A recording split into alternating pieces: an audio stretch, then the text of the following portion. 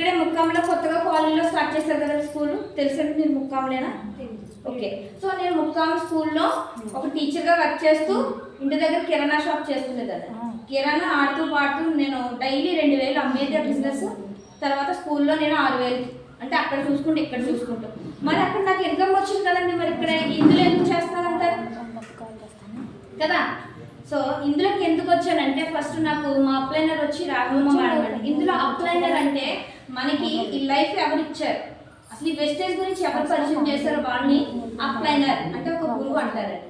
So madam వచ్చి నాకు ఇంటి దగ్గరకు వచ్చి, మేడం ఇది వెస్టేజ్ అండి, సో ఇందులో మీరు ఇలా మీరు కొనుక్కుంటారు కదా, బయట కొనుక్కునేది ఏదో ఇక్కడ కొనుక్కుంటే మీకు డబ్బులు వస్తాయి అని చెప్పి నాకు చెప్పడం జరిగింది. ఫస్ట్ టైం నాకు అర్థం కాలేదు, ఏంటి మేడం ఏంటి ఏం కొనుక్కుంటే డబ్బులు రావడం ఏంటి అని అన్నారు. కానీ మేడం ఒక పేస్ట్ ఇచ్చి వెళ్ళడం జరిగిందండి. ఆ పేస్ట్ వాడిన తర్వాత నాకు వచ్చిన మిరాకిల్, మా హస్బెండ్కి వచ్చిన మిరాకిలే ఈరోజు నేను ఇక్కడ ఈరోజు మీ ముందు మాట్లాడగలుగుతున్నానండి. నేను కిమ్స్ హాస్పిటల్కి వెళ్ళానండి, స్కూల్లో టీచర్ కదా, సడన్గా చాక్లెట్ ఇచ్చారండి. ఆ చాక్లెట్ తిన్న తర్వాత నాకు చాలా ఎక్కువ అయిపోయింది అన్నమాట. తట్టుకోలేక మర్నాడు కిమ్స్ హాస్పిటల్కి వెళ్తే 3500 అవుతుందన్నారు. సరే 3500 మనం పట్టుకుని వెళ్తామండి, పన్ను పీక్తే అంత 150, 200 లేకపోతే 500, అవునా? సో నేను అలాగే ఒక 500 పెట్టుకుని వెళ్ళాను. కానీ అక్కడ 3500 అనేటప్పటికి రేపు వస్తామని వచ్చేసాను. వచ్చిన తర్వాత మేడం నాకు పేస్ట్ ఇచ్చారు కదండి, ఆ పేస్ట్ వాడిన తర్వాత నాకు 4 రోజులు అయితే పళ్ళు బాగా ఎక్కువ సలుపులు వచ్చాయి. ఎందుకంటే ఇంకా దాగున్న క్రిములు ఉంటాయి కదండి, అవి కూడా బయటకు రావడం మొదలైంది నా పేస్ట్ వల్ల. సో మేడంకి ఫోన్ చేశాను, మా తోడుకోళ్ళ గారు కూడా ఒక పేస్ట్ ఇచ్చారండి మేడం. వాళ్ళు కూడా పళ్ళు సలుపులు ఎక్కువ అయిపోయినాయి అనేసి వాళ్ళు ఆ పేస్ట్ అట్టుకెళ్ళి పక్కన పాడేశారు. సో వాళ్ళు పాడేసారు, నాకు నొప్పి వస్తుంది ఏంటి ఎక్కువ వస్తుంది తగ్గాలి కదా అని మేడంకి ఫోన్ చేస్తే మేడం అన్నారు, మేడం ఇందులో ఏం లేదు, మీ లోపల దాగున్న దాన్ని కూడా బయటకు లాగుతుందండి, ఏం కాదని చెప్పారు. అంటే రూట్ కెనాల్ చేస్తారు కదండి, మనకి రూట్ కెనాల్ ఎందుకు చేస్తారు, లోపల ఏమైనా దాగున్న క్రిములన్నీ కూడా బయటకు లాగుతారు కదా, అలా జరుగుతుందని చెప్తే ఓకే అని 4 రోజులు ఓర్చుకున్నానండి. సో 4 రోజుల తర్వాత కూడా ఈ రోజు వరకు కూడా నేను కూలింగ్ కానీ వేడివేడిది కానీ టీ తాగినా ఆ గలకలోకి వెళ్ళినా కూడా ఇంత నొప్పి అనేది లేదు. సో నాకు అందులో నాకు నమ్మకం కలిగి ఇదేదో ఉంది ఏంటి తెలుసుకోవాలనుకుని నేను మేడం క్వశ్చన్ వేశాను, మేడం ఇందులో ఏంటి డబ్బులు రావాలంటే ఏం చేయాలి క్వశ్చన్ వేస్తే ఇందులో 1,00,000 పైబడి ఇన్కమ్ తీసుకోవచ్చు మేడం అని చెప్పారు. అయినా నేను వినకుండా మనమైనా అంతే కదండి, వీళ్ళు ఏదో చెప్తారులే మనకు వచ్చి డబ్బులు కూడా వస్తున్నాయి అవి మానుకోవడం ఎందుకు అన్నట్టు నేను సేమ్ అలాగే స్కూల్లో కంటిన్యూ అయిపోయాను. అక్కడ ఇచ్చేది ఎంతంటే 5,000. సో 5,000 గొప్ప అనుకున్నాను. కానీ ఇలాంటి మీటింగ్కి రమ్మన్నా నేను మీటింగ్కి వెళ్ళలేదు, మా హస్బెండే వెళ్ళేవారు. మీరు వెళ్ళండి నా జీతం పోతుంది, ఎందుకు వచ్చి 150 రూపాయలు ఏమో రోజు, ఓకేనండి. ఆ 150 నేను పోగొట్టుకున్నదాన్ని అంతా నేను రానని ఒక 2 వారాలు నేను అలా వెనక్కేశాను. కానీ ఇందులో డబ్బు ఉందని మా హస్బెండ్ ఒక యూట్యూబ్లో చూసి చెప్పిన తర్వాత ఒక మీటింగ్కి వెళ్ళి కనెక్ట్ అయ్యాను. అమలాపూర్ 100 రూపాయల టికెట్ అండి అది. సో ఆయన 100 నేను 100 తీసుకుని ఆ టికెట్కి కనెక్ట్ అయ్యాము.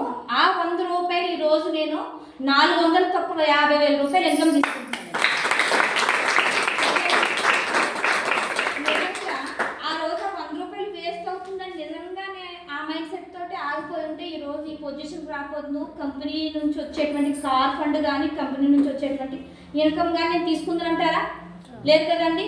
సో నేను ఎందుకు చెప్తున్నానంటే ఇక్కడ బలవంతంగా వచ్చి కూర్చున్న వాళ్ళు కొంతమంది ఉంటారు, ఏదో ఇదేదో చూద్దాంలే అనేసి. అందుకు మీకు కొంత చెప్తున్నాను, నేను కూడా అదే చేసి మీరు కూడా అదే చేసే ఉంటాం, మనం అంతా ఒకటే కదండి మనుషులు కాబట్టి, ఓకేనా. సో నిజంగా ఆ మీటింగ్కి వెళ్ళి కనెక్ట్ అయ్యి ఏముంది ఏంటని అడిగేటప్పుడు మేడం అన్నారు, ఏం లేదు మేడం మీరు బయట కొనేది ఏదో ఇక్కడ కొనుక్కోండి, ఐడి ఫ్రీ, డబ్బులు ఏం కట్టక్కర్లేదు, ఓకేనా. డబ్బులు కట్టక్కర్లేదు, మీకు కావాల్సింది ఇంట్లో మంచి నూనె, టీ పొడి, పేస్టు, సంథింగ్ ఇవన్నీ ఉంటాయి, హోమ్ నీడ్స్ కొనుక్కోండి అని చెప్పారు. నేను అలా ఒక 2,000 కొనుక్కున్నానండి. మేడమే తీసుకొచ్చి ఇచ్చారు. ఫస్ట్ కదా మనకు తెలియదు కదా. తర్వాత ఏం చేయాలంటే ఇంకొక 6 వ్యక్తులు చెప్పండి అన్నారు. మరి 6 వ్యక్తులు అంటే నాకు తెలియదు. మేడం అన్నాను, మేడం మీరు ఒక వ్యక్తిని చూడండి, నాకు ఎవరో తెలీదు అన్నారు. మీరు అన్నారండి ఎవరైనా ఐడి వేసుకున్నారు, నాకు ఒక వ్యక్తిని చూడొచ్చు కదా అన్నారు. సో నేను అలా అడిగాను, ఓకేనండి. అలా అడిగిన వాళ్ళు సక్సెస్ అని నాకులాగే సక్సెస్ అయిపోతారండి.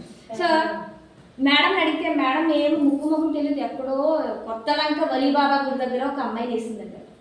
నాకు కొండంత ధైర్యం వచ్చేసింది, ఏమో మేడం నాకు ఒక ఐడి వేసేసారు, ఇంకేమి వాళ్ళు చేసినా చేయకపోయినా ఇంకా మనకు అనవసరం, ఒక ఐడి ఇచ్చేసారు నా ధైర్యం వచ్చేసి.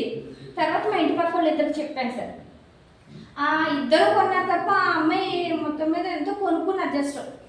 కానీ ఈ ముగ్గురు సహాయంతో ఆ నెలలో తర్వాత వచ్చి భవానీ మేడం పరిచయం అయ్యారు. సో ఆ నెలలో నేను 300 పీవీ చేశానండి. 300 పీవీ చేసినందుకు స్కూల్లోకి వెళ్ళిపోయేదాన్ని. 300 పీవీ చేశారు, పర్లేదు కదా మేడం? బ్లాక్ అవ్వలేదు కదా? ఓకే, 300 పీవీ చేశారు కదా మేడం, మీకు మీకు 1000 రూపాయలు ఓచర్ వస్తుందని చెప్పారు.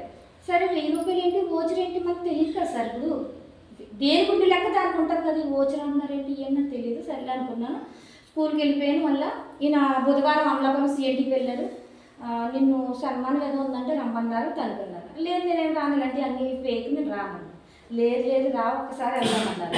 మళ్ళీ ఆ రోజు స్కూలు బంద్ చేశారు. చేశాక ఈయన బలవంతంగా తీసుకెళ్ళారు సార్. నిజంగా అక్కడికి వెళ్ళాక అనిపించింది, అయ్య బాబు ఎంత మంచి లైఫ్ మిస్ అవుతున్నా నేను అనుకున్నాను. ఏంటంటే అక్కడ 52 సంవత్సరాల ఒక పెద్దవాడు ఉంది, 22 సంవత్సరాల అమ్మాయి ఉంది, 18 సంవత్సరాల అమ్మాయి ఉంది, నాతో పాటే లేడీస్ అందరూ ఉన్నారు. సన్మానం చేస్తున్నారు, ఒక గోల్డ్ మెడల్ వేసి చక్కగా సన్మానం చేస్తున్నారు. అప్పుడు నాలో ఫైర్ వచ్చింది. ఓకే, ఒక ఆవిని ఆ గుమ్మం కాడి నుంచి కూడా గులాబీ రేకులతో సన్మానిస్తున్నారు. 44,000 తీసుకుంటుందండి ఒక లేడీ. ఆమె చదివింది ఎంత, 9th క్లాస్ అండి. శీలం లక్ష్మి 7th క్లాస్. సో 7వ తరగతి చదివిన మేడంకి 44,000. నేను ఎంఏ బిఎడ్ చేశాను 5,000గా. ఏంటి అని క్వశ్చన్ మార్క్ వేసుకున్నాను. సో అక్కడ చూసి నేను కూడా ఆ మేడం లాగా నేను కూడా సన్మానం చేయించుకోవాలని అక్కడే కూర్చుని ఇమేజ్ చేసుకున్నానండి. నేను కూడా అలాంటి గౌరవం పొందాలని అనుకున్నాను. ఆటోమేటిక్గా నన్ను పిలిచారు, వెళ్ళాను. స్టేజ్ మీద ఎప్పుడైతే నాకు ఆ గోల్డ్ మెడల్ వేశారో ఆనందానికి ఇంకా అంతులేదండి. మైక్ తీసుకున్నాను. మరి నిజంగా అక్కడ భగవంతుడు నిర్ణయం అనుకుంటానండి. ఇక్కడికి వచ్చిన వాళ్ళంతా కూడా సార్ నిజంగా అదృష్టవంతులండి. ఒక్కసారి మీకోసం మీరు బిగ్రౌండ్ నిజంగా ఆ మైక్ ఇచ్చుకున్నాను సార్. నా పేరు చెప్పాను. నాకు ఎవరు కూడా చెప్పలేదు, ఇలా చెప్పండి మేడం మీరు ఇక్కడికి వెళ్తే ఇలా మాట్లాడాలని ఏం చెప్పలేదండి. సో నా పేరు చెప్పాను. మీ డ్రీమ్ ఏంటని అడిగారండి అక్కడ.